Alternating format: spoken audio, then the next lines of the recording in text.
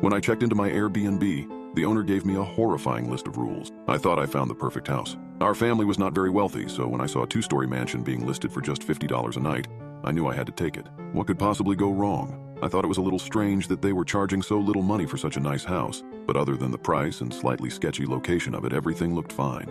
I just never could have guessed that this Airbnb would turn into my worst nightmare. A couple of days after booking the house, I got a call from the owner. They said that they were excited for our family to stay at their home, and then told me a little more about the house. It was built in 1915 during World War I. The original owner wanted to stay away from the war, so they built the house hours away from any city or town. She then proceeded to ask me some basic questions about me and my family. All pretty basic stuff. However, it was the last question she asked that sent a chill down my spine. If you or anyone in your family were in a life-threatening situation, do you think any of you would choose to fight back? I kind of paused at that one. The owner asked the question in such a serious tone. I was lost in my head for a moment before she brought me back to the call with a hello? Nudge. I'm not sure, but I don't think my daughter would fight back. But of course I would do anything to protect her. She means everything to me. I wasn't so sure about my response, but I really didn't think it mattered that much. The last thing she said to me, and what felt like the most important thing out of that entire conversation, was that I needed to make sure to read the welcome home paper that was sitting on the kitchen counter when we got there. Fast forward 5 days later, it was finally time for our vacation. We had to leave very early in the morning, not just because we wanted to make the most of our time there, but also because the house was a 12-hour drive away. As we got onto the road, I started thinking about the location of the house a lot more. It made me uneasy thinking about how far away it was from anyone. My uneasiness increased even more when we arrived at the house. It was a large, dark building, and it looked much different than the pictures on the Airbnb website. The house stretched far back and was surrounded by nothing but forest and trees. It was raining heavily, so I quickly pulled into the driveway and stepped out of the car. As we approached the front door, more uneasiness came over me. It was like something was wrong, but I just couldn't figure out what exactly. The inside of the house was just like the outside.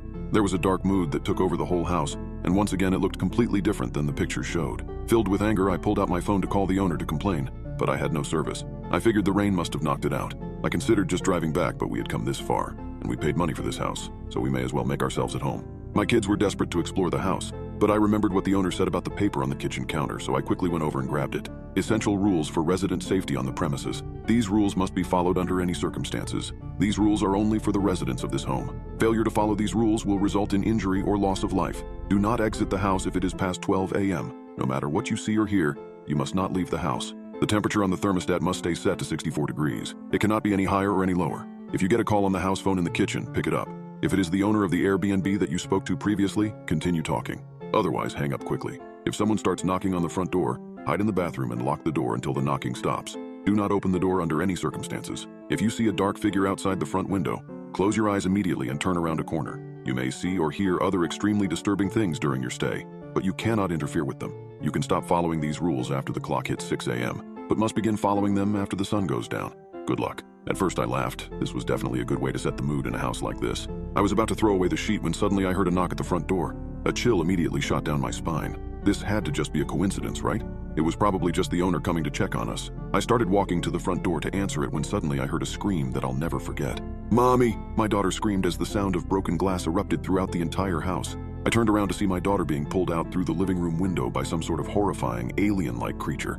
It had dark red skin and was covered in large razor-sharp points. I sprinted over to her and tried to grab onto her and pull her back in. "Just hold on, I got you, Stacy," I shouted.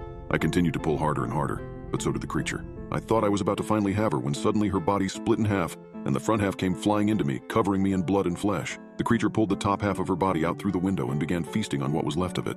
Immediately I screamed, a scream that felt like it lasted for hours. It was impossible to comprehend what I had just witnessed. I quickly turned around and puked violently into the trash can. Just when I finished throwing up into the bin, everything started to hit me all at once. This was what the owner meant when she asked me that question during the phone call.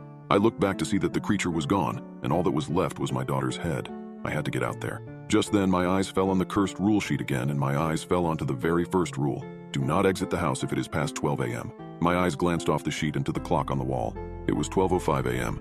I fought an internal battle with myself, overwhelmed with grief and emotion. The rational part of me told me that it was all just a dream. The instinctual and primitive part of me told me that something was seriously wrong here, and I had to follow the rules for my own safety. The distinct ring of the kitchen house phone interrupted my conflicting thoughts. I picked the phone up. "Hi, this is Jessica, the owner of the Airbnb. I just wanted to call and see how things were going so far." I struggled to let a sound out. "Well, anyways, I hope you enjoy your stay, and remember, feel free to call if you have any questions or concerns. Bye," Jessica said as the call ended. I felt paralyzed. I still couldn't process anything that had just happened to me. It was like my world had just ended. However, deep down I knew that I had to get out of here. All I needed to do was survive until 6 a.m.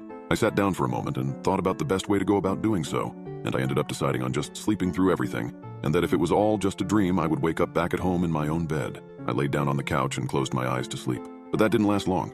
After what felt like hours of struggling to fall asleep, I sat up. It was freezing, so I got up and walked over to the thermostat. 64 degrees, I thought to myself. That's way too cold. I moved my hands to the knob and changed it to 71. As the number on the screen changed, I remembered about the rule sheet and realized what I had just done. That was when it happened. The light suddenly shut off, and I began to hear the same growls that had come from the creature that ate my daughter. It was coming for me. I grabbed my phone and turned the flashlight on and began running. The house was massive and my veins were full of adrenaline. As I passed by the downstairs master bedroom, I saw something. There were bodies scattered throughout the room. Previous guests from past stays. They were mutilated and covered in blood. My heart began to beat faster and faster. I had to get out of here. I continued to run as fast as I could up the stairs to the second floor. However, the screams of the creature continued to get louder. I ran down the upstairs hallway and into the bathroom and shut the door. I switched my flashlight off and sat completely still. Just as I was starting to think it was giving up on finding me, I heard the footsteps get closer, until eventually they reached the bathroom door. Through the darkness, I was barely able to make out a glint of a dark red ooze coming from under the door. It had found me. A chilling realization gripped over me. I was going to die tonight. But just as the door was about to give way, a resonant chime echoed from the clock downstairs. It was 6 a.m. And also, if you follow me, my profile picture will turn into a shooting star. Let's check it out.